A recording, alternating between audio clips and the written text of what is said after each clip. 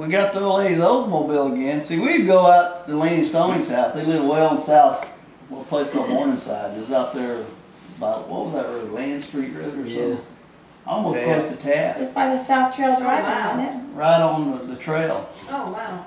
It was real. So we'd go out there on Friday nights and a lot of times spend the night with them. And we'd go to the movies, whatever, just, you know, go up to Crystal and hang out. Well, anyway, we were riding around that night. Dewey and Lenny Stoney was with us. And we're going down this road. It's coming up to Taft. And there's these guys going this way on a motorcycle. Well, I didn't know it. But just as soon as they go by, Dewey has a big old cup of ice from his Coke. He just does that. Well, you know how that is. It stings, you know. We didn't even know he was going to do it because we wasn't out for no trouble. Actually, it wasn't night. You know them. It wasn't night. It was still daylight. Next thing I know, these guys are chasing us on a motorcycle. Somebody said, "What'd you do, Dewey?" He said, "Well, I just threw some ice on them." So there was this road out there in Taft. This was literally a 4-lane wide road, but it was a dirt road. And this thing went for, I don't know how far that road was. Long ways. It was a long road. I mean, 20 miles. It was a long road.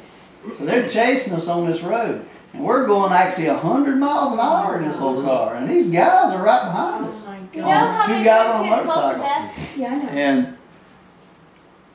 And we would actually get ahead of them pretty good ways on the straightaway, but when we'd go into a curve, they'd always catch up to us. And they got so close that the one guy had his helmet off, was swinging at the back. No, they got in front of us. They They're swinging. actually got around Got in us and front of got us. right in front of us, and we're doing 100 miles. I couldn't believe it. That we're doing 100 miles an hour, and the guy, the I can't believe passenger they're on the still alive. motorcycle, took his helmet off and was trying to put a dent in the hood of the car. That's how brave they were. I was thinking, man, these guys are So crazy. anyway, somehow we get back around them, and we kept telling Dewey, if we have to stop, we're feeding you to these guys. Yeah. Because we Actually, even though there was more of us than them, we were kind of scared. We Yeah, were but just what young happened? kids. I mean, did you get Well, out? what happened was, we got back ahead of them, and they're right, like I said, right behind us, and we started going up this hill, and I looked back, and I could see where they had pulled off. Something happened to the bike. They blew it up or something.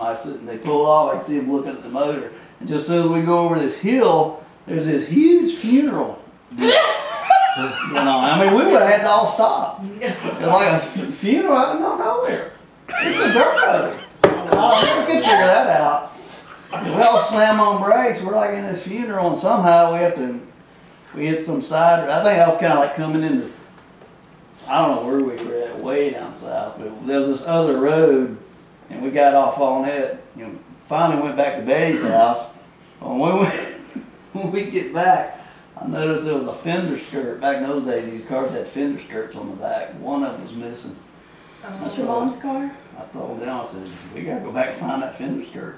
Because the old man pitched a fit. Oh my The piece of the car missing. So I think the next morning we went back or something and actually found it. Did you really? Yeah, on the side of the road. And That's probably what took their bike out. that car, it might have been that we ended up basically blowing that car up. I mean, it still ran when no man got rid of it, but the engine was bad. It was like we ran the heck out of that thing. Oh my gosh. We had run that thing 120, 130 You know miles what? an hour. I don't think your mom, they That's should what I know just all said. this. They must have drove her crazy. Well, we used to, She didn't know all the this. thing back then when we'd go over there, there's this did not know all drive-in this. theater over there. It's called South Trail The best part Drive-In. is the funeral. And we never would pay to go in. We'd always go in the exit. Yeah. Well, when you went in the exit, there was these huge spotlights shining out. So when you went in the exit, you couldn't see on the other side of that light. You're going into like blindness. So sometimes the manager would be waiting on See, us. I would have been terrified to try to sneak into a drive-in. And just soon as we drive in, you go, we got you, you know, and then you just gun it. you just get behind You go in, all of a sudden an arm will come in the door. We got you. You be dragging him through the place. It's not like to let go. Who were with you? You with that time when you were behind one of the outlaw gang members and they bumped his car? That was Richard Terry. Yeah, Richard, he just got this little Ford. It was a Were you with him? 51 Yeah. Ford. And he said, yeah, it's some kind of motorcycle movie. It's playing up at the door. Pine Hills. No, it was Orlando drive-in. Yeah, That was up right off in town. Orange Avenue. Orlando drive-in. Let's go see it. Okay. So we go wheeling in there. Well, since it was a motorcycle movie, all these cycle buffs want to see it. So they wheel in there, and it was the Iron Cross. And back then, the Iron Cross was like the Outlaws at the time. This is actually before the Outlaws set up shop. And the Iron Cross was a small club, but they had probably about 100 members, I guess. They wheel in there with the president of the club was an old boy named Frenchie. He rode a 3-wheeler. Frenchie? Yeah, real big. But Richard kind of clipped him. He wheels in there. Richard kind of like bumped He him. runs I into said, the back "Oh, of him while we're waiting in line. We're gonna die. We're gonna die." The guy comes back to the car. He just cussing. Yeah, big old guy with beer. He didn't do nothing to us, but I guess he seen how young we were. They just kind of like walked back off.